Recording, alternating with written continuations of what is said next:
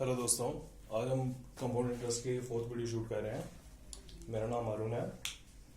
तो जैसे कि पहली 3 वीडियोस में मैंने बेसिक्स करवाए हैं और कुछ क्वेश्चंस करवाए हैं, उसी को आगे कंटिन्यू करते हुए आज के वीडियो में कुछ क्वेश्चंस करेंगे।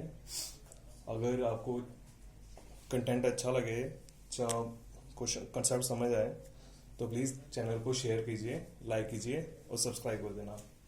जैसे कि मैंने क्वेश्चन लिखा है कि certain sum of money becomes thrice of itself in 3 years at a certain rate of interest. In how many years it will become 9 times of itself? मतलब कि कुछ अमाउंट मनी है, प्रिंसिपल मुझे नहीं पता कितना है, वो थ्राइस हो जाता है 3 साल के बाद। आपने बताना है कि वो 9 गुना कब होगा। जैसे देखो भाई, एक का 3 हो रहा है 3 साल में, तो 3 का कितने में होगा? 3 साल और चलेगा 9 हो जाएगा। मतलब कि 6 साल में 9 गुना। जितने टाइम देखो 3 टाइम हो गया वो 3 इयर्स के बाद, तो 3 साल बाद तो यही जमा होगा ना। तो ये 3 कितने साल बाद 9 होगा? 3 साल बाद। इसे मैं डिटेल में समझाता हूं आपको। जैसे कि late P 1 plus R upon 100 to 3 is equal to 3P। P में जमा करवाता हूँ, 3 साल बाद मुझे 3P मिलता है, ठीक है। P कैंसिल हो गया, तो मतलब कि 1 plus R upon 100 upon 3 equal to 3। इतना तो समझ गए सारे। अब उसने बोला कि आपने बताना है 1 plus R upon 100, ये P है, N equal to 9P, कि वो P हमारा कितने सालों बाद 9P हो जाएगा। तो भाई P तो कैंसिल हो गया। 1 plus R upon 100 किसके बराबर है? ये 1 plus R upon 100 ये आ गया आपका 3 का square, which is equal to 1 plus R upon 100 का क्यूब का स्क्वायर, ठीक है। 3 is equal to 1 plus R upon 100 का क्यूब, इसे सॉरी n है। This implies which is equal to 1 plus R upon 100 की पावर 6, 1 plus R upon 100 की power n, तो मतलब कि n equal to 6। ये तो हो गया डिटेल। शॉर्टकट सीधा भाई देखो, एक रुपया था मेरे पास, 3 साल बाद 3 रुपये हो गया, मतलब कि पैसा मेरा 3 गुना हो गया। तो अगर मैं 3 रुपये जमा करवाऊंगा, क्योंकि 3 साल बाद तो मेरे पास 3 रुपये है ना, वो 3 रुपये जमा होंगे, क्योंकि ये कंपाउंड इंटरेस्ट है। इसमें आपका इंटरेस्ट अमाउंट मतलब इंटरेस्ट पे भी इंटरेस्ट लगता है। तो अगले 3 साल के बाद आप तो 3 रुपये जमा करवाओगे, तो 3 को बढ़ने में 3 साल और लगेंगे और वो 9 गुना हो जाएगा। इसलिए पहले 3 और अगले 3 मिला के कितने हुए? 6 साल। नेक्स्ट क्वेश्चन करते हैं। अगर शॉर्टकट नहीं समझ आ रहा तो डिटेल में प्रैक्टिस करोगे, धीरे धीरे ये कंसेप्ट क्लियर हो जाएगा कि शॉर्टकट में कैसे आया।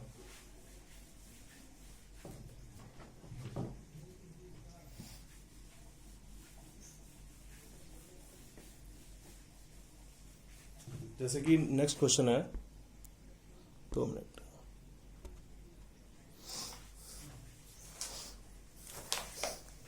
A certain sum of money becomes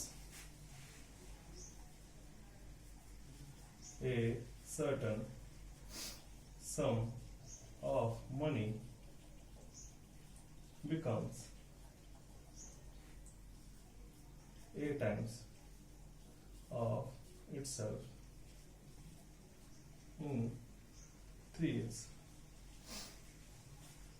at a certain rate of interest.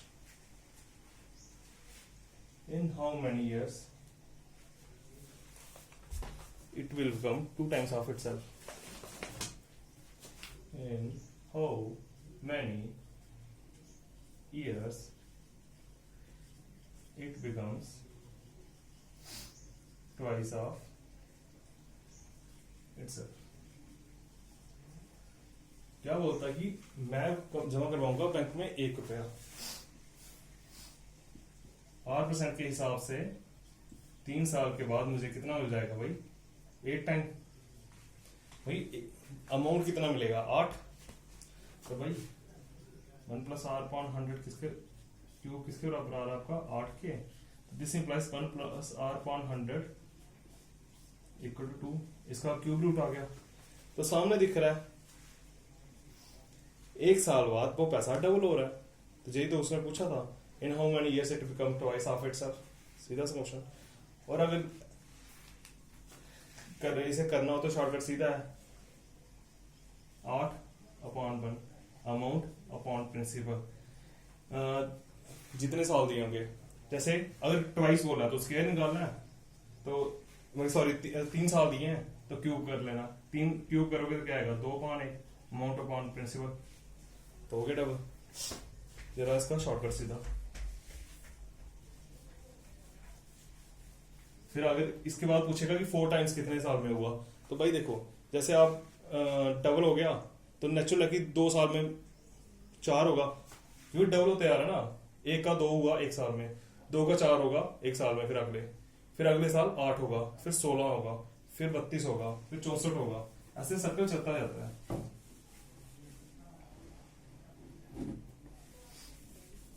जैसे हम नेक्स्ट क्वेश्चन पे आते हैं।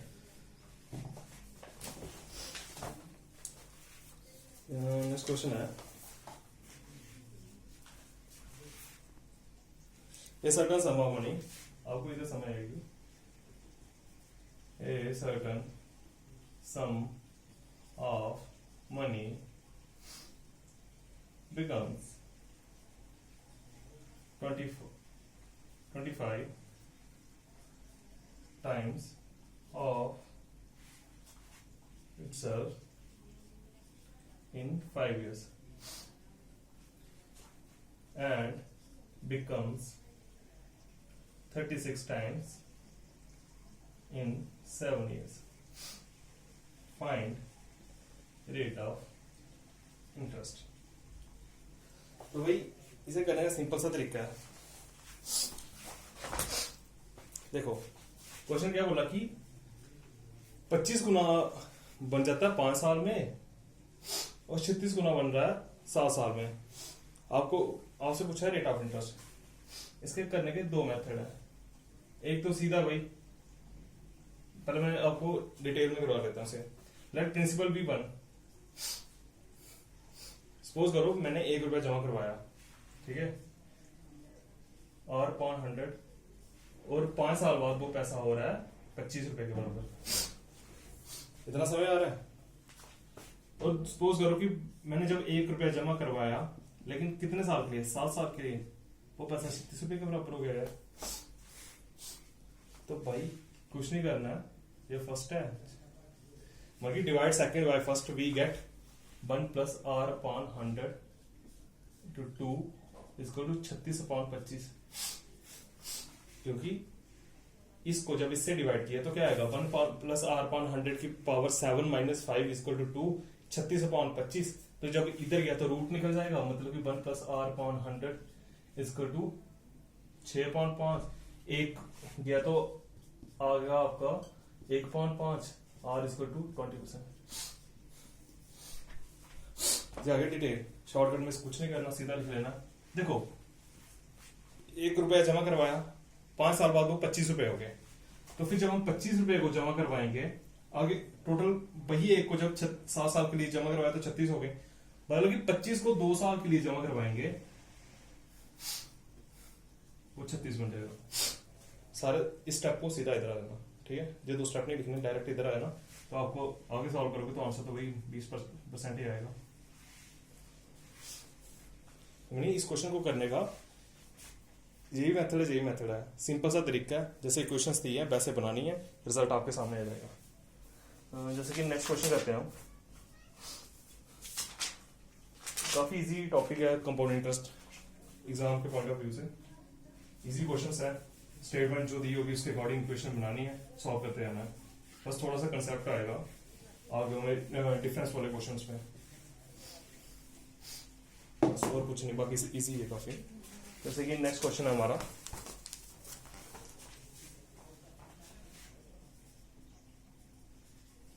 ये सम ऑफ मनी, ये कुछ पैसा है becomes 16,000 in 4 years and becomes 18,522 in 7 years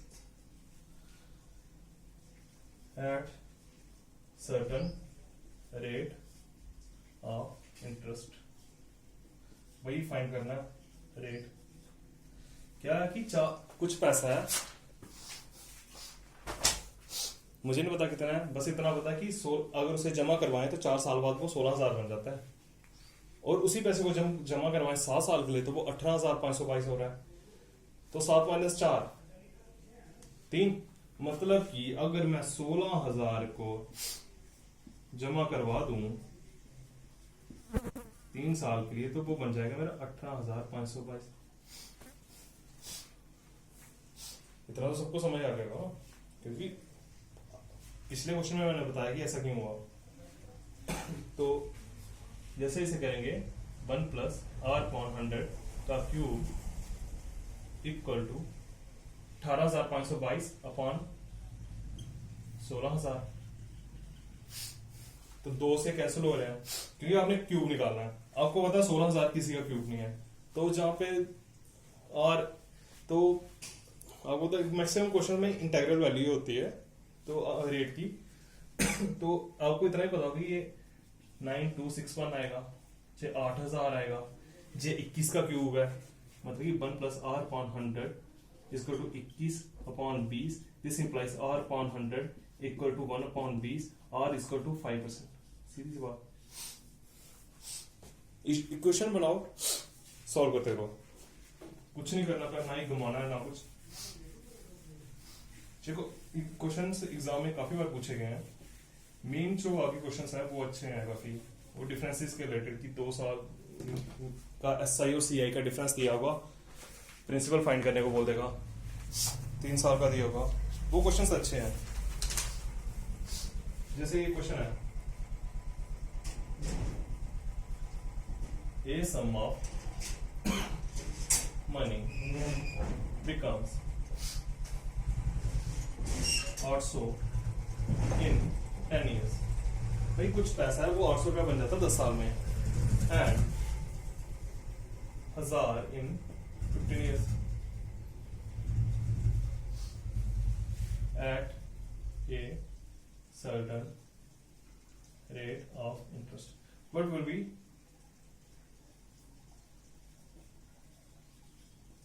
amount after 20 years। मतलब कि पैसा हमारा जो 800 रुपये बन रहा है 10 साल के बाद, तो 15 साल के बाद वो बन रहा है 1,000। तो आपको पूछा गया है कि बताओ भाई 20 साल के बाद क्या होगा। देखो भाई आपको पता है 1 + बहुत सिंपल तरीका आपको वो करते हैं, 800 1 + r/100 की पावर 5 इक्वल टू 10,000। मतलब कि 1 + r/100 की पावर 5 इक्वल टू क्या आएगा आपका 5/4। 1000 को 800 से डिवाइड करेंगे तो वो आएगा 5/4। ये मिल गया आपको 1 + r/100 की पावर 5 की वैल्यू 5/4। अब बताओ 15 साल तक तो मुझे कितना मिला 1000। अब इंटरेस्ट 1000 पे लगना सारा, तो भाई 1 + मैं सीधा सा करता हूं, ठीक है। देखो P प्लस आपने जे फाइंड करना, इतना ही फाइंड करना है, इसे मैं ऐसे लिख सकता हूं,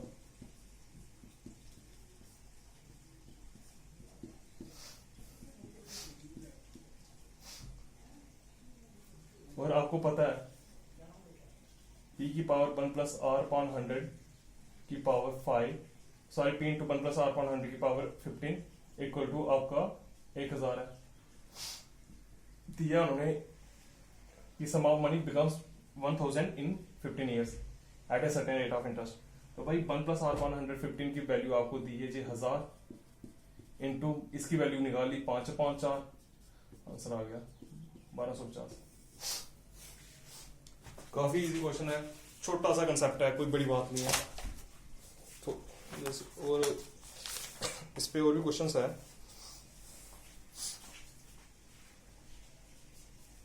जैसे एक क्वेश्चन है, आज की वीडियो का लास्ट क्वेश्चन है ये, सेम इसी की तरह का क्वेश्चन है, बस थोड़ा सा डिफरेंट, बिल्कुल माइनर सा। जैसे कि है ₹24,000 becomes ₹3,000 in 3 years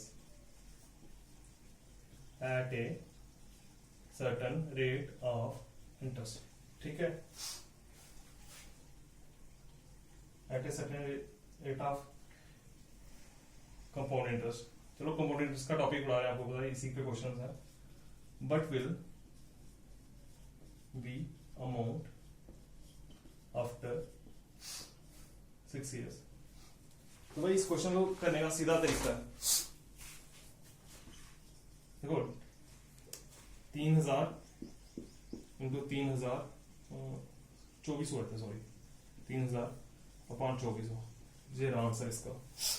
कुछ नहीं करना, 5 4 25 इंटू 30 इंटू 5 150 इंटू 25 क्या आएगा 75 30 3750 जेरा इसका आंसर।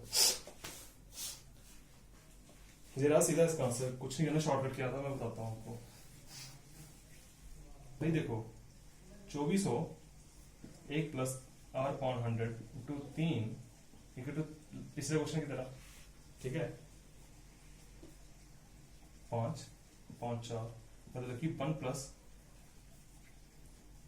r अपॉन 100 की पावर 3 इक्वल टू 5 अपॉन 4। इससे आपका लास्ट क्वेश्चन का कंसेप्ट क्लियर होएगा। इतना तो समझ आ गया कि कैसा है। और आपसे क्या पूछा है, p इंटू 1 प्लस r की पावर 100 की पावर 6, और आपको पता है इसे हम ऐसे भी लिख सकते हैं,